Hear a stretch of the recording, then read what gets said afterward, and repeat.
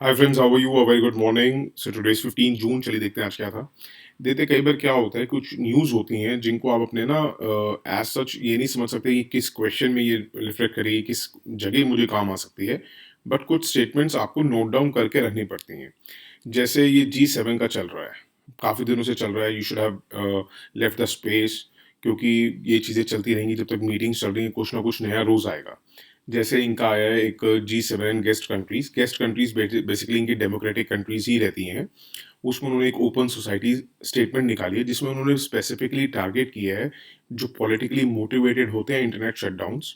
ये भी हम एग्जांपल्स भी देखेंगे कहाँ देखने को मिले। उन्होंने कहा है कि जो फ्रीडम और डेमोक्रेसी को थ्रेट हुआ है इस टाइम, वो हुआ हुआ है अथॉरिटेरियनिज्म से, इलेक्टोरल इंटरफेरेंसेस से, करप्शन, इकोनॉमिक कोर्शन और जो ये मैनिपुलेशन हो रही है इंफॉर्मेशंस की, चाहे उसमें डिस इंफॉर्मेशन की बात हो, ऑनलाइन हार्म्स की बात हो, साइबर टैक्स की बात हो, पॉलिटिकली मोटिवेटेड इंटरनेट शटडाउन्स हो, ह्यूमन राइट्स वायलेशंस हो, टेररिस्ट हो या वायलेंट एक्सट्रीमिज्म की बात हो।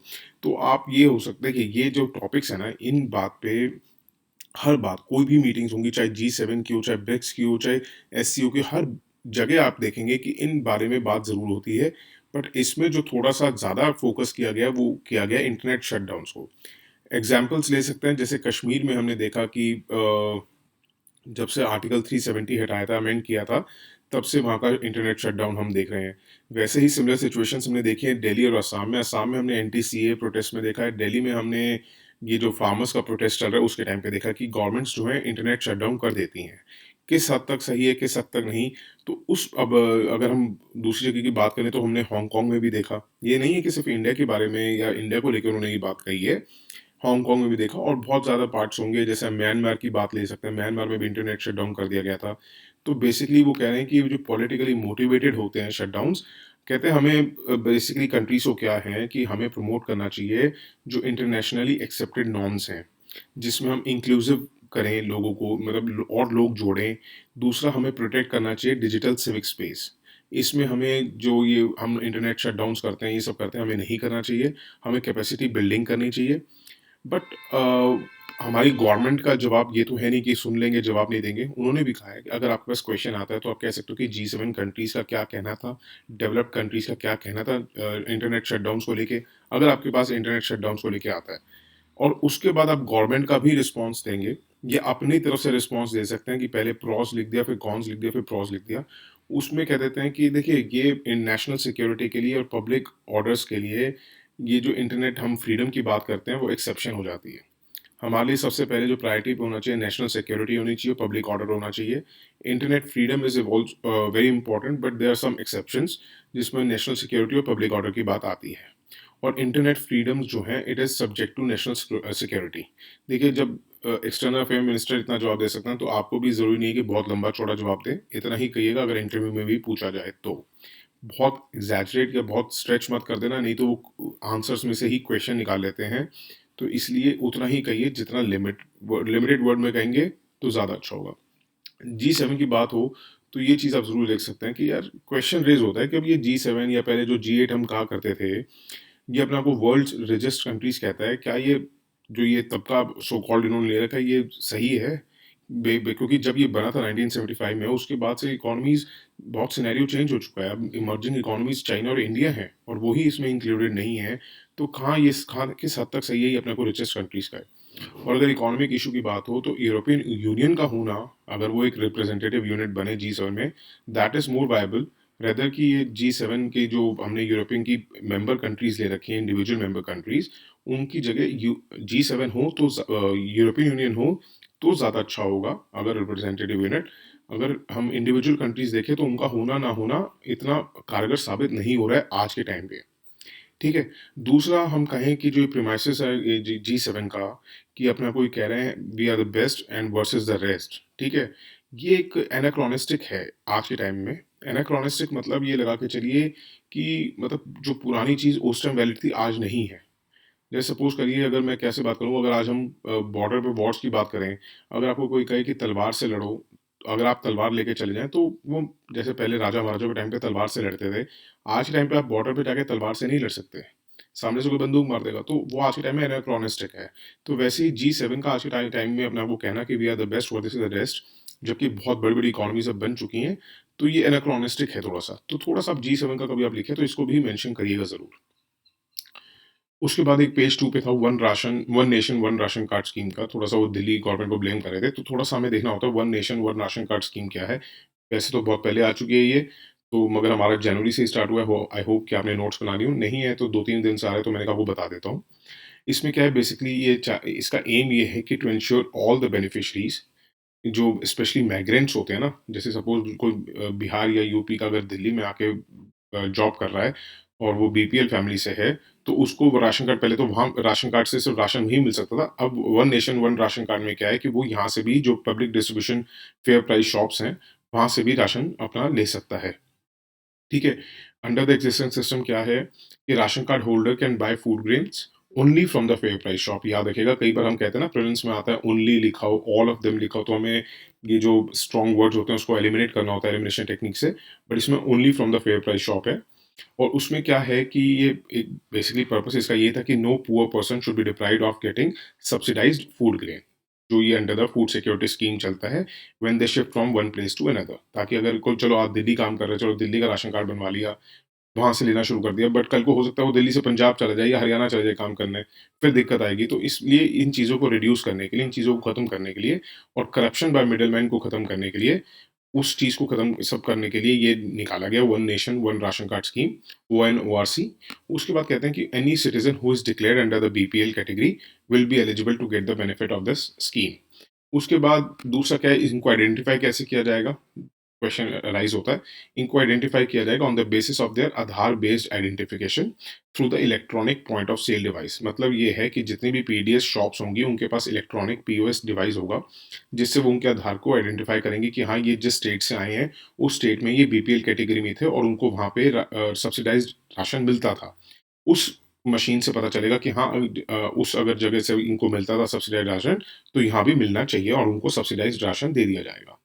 अब दिक्कत वो दिल्ली वाले केस में जो आज न्यूज़ में आया था वो यही चल रहा है कि कई शॉप्स के पास ये ई-पीओएस है ही नहीं, तो ये कैसे चला रहे हैं? तो वो सब पॉलिटिक्स है, इसमें आप इतना ही देखिए जो हम बात कर रहे हैं। उसके बाद हम एक एडिटोरियल की बात भी करेंगे, पहले देख लेते हैं। पेज 9 पे था, it is not something to note, but ये आपको पता होना चाहिए कि एक तो हमारे न्यूक्लियर वॉरहेड्स इंक्रीज़ हो रहे हैं। इंडिया के पास कहते हैं 156 हैं, ये जो एक रिपोर्ट आई है स्टॉकहोम की।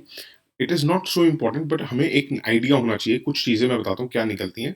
एक तो पाकिस्तान के हमारे पास से ज़्यादा है, दूसरा चाइना की भी बहुत ज़्यादा नहीं है, ओनली दे आर हैव 350। अब 9 न्यूक्लियर आर्म्ड स्टेट्स कौन-कौन सी हैं? अब क्या देखिएगा, एक तो न्यूक्लियर वेपन स्टेट्स होता है, एक होता है न्यूक्लियर आर्म्ड। न्यूक्लियर आर्म्ड में आ गया कि किन-किन कंट्रीज़ ऐसी हैं जिनके पास न्यूक्लियर आर्म्स हैं। एक तो US, Russia, UK, France, China, India, Pakistan, Israel, north Korea, ठीक है? और उसमें कहते हैं टोटल अगर हम देखा जाए तो टोटल वर्ल्ड में 13,000 के करीब न्यूक्लियर वेपन्स हैं, उसमें से 90% जो हैं रशिया और यूएस के पास ही हैं।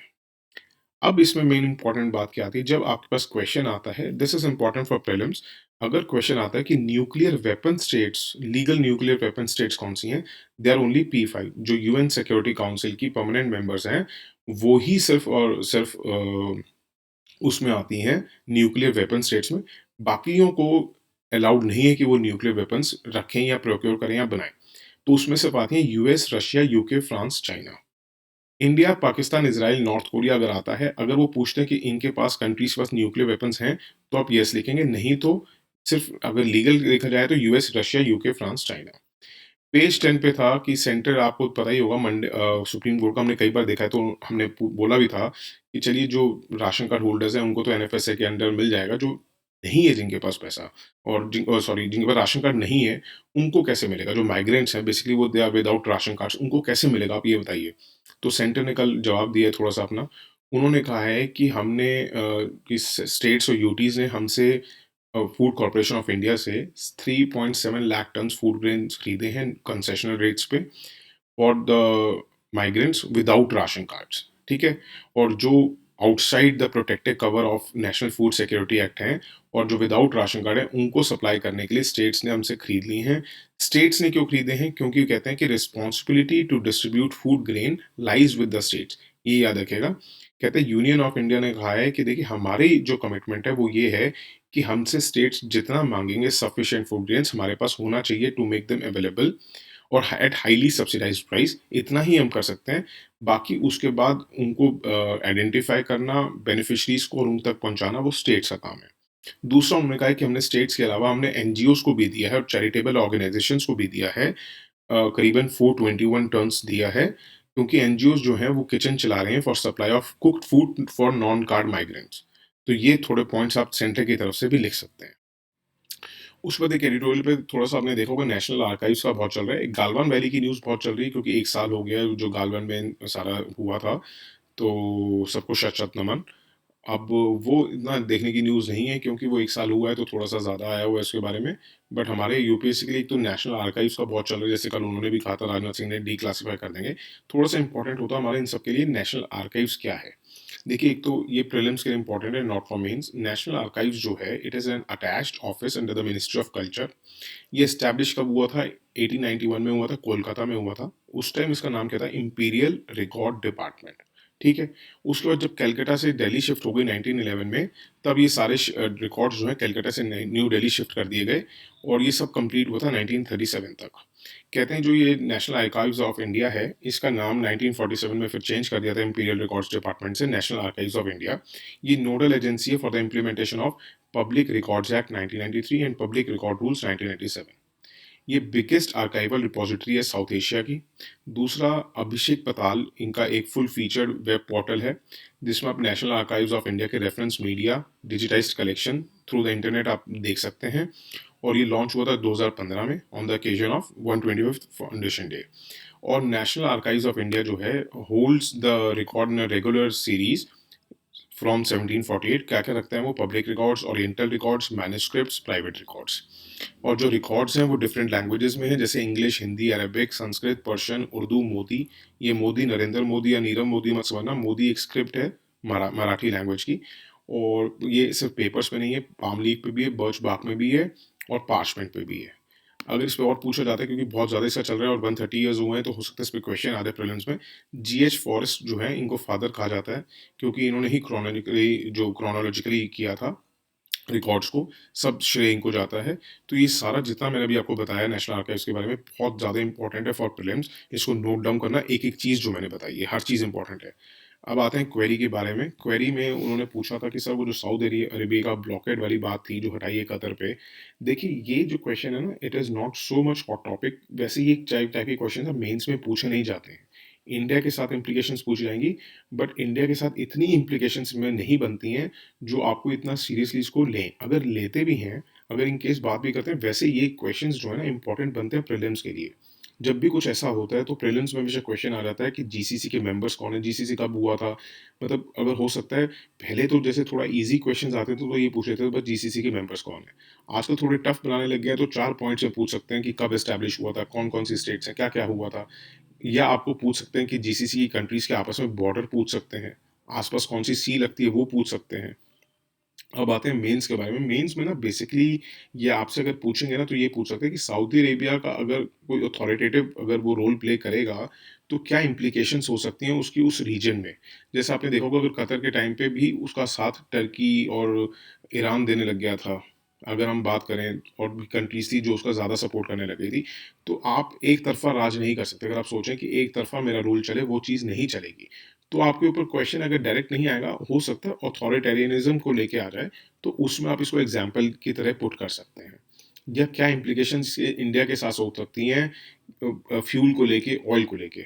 वैसे मैं नहीं समझता इसको लेके कुछ मेंस में एक बहुत इम्पैक्ट वाला कोई क्वेश्चन बनता है या बन सकता है। बनेगा ऐसे तो कितने में अगर आप कहेंगे तो 4-5 क्वेश्चंस बना दूंगा। बट अगर हम मतलब जेन्युइन बात करें कि अगर हो सकता है ऐसा आ सकता है पेपर में, तो मुझे नहीं लगता प्रीलिम्स को छोड़ के मेंस में इसके ऊपर कोई डायरेक्ट क्वेश्चन आएगा। बाकी जितना हमने आपको बताया, अगर इन केस क्वेश्चन आ भी जाता है कोई भी टॉपिक को लेके उसके रिलेटेड, तो जितना हमने आपको उस लेक्चर में बताया हुआ है या 1-2 लेक्चर्स में और बताया है, उतना ही अगर आप लिख देंगे तो आपका आंसर बहुत सफिशिएंट लगेगा। ठीक है? That's it for today. Thank you so much. Have a good day. Bye. Take care.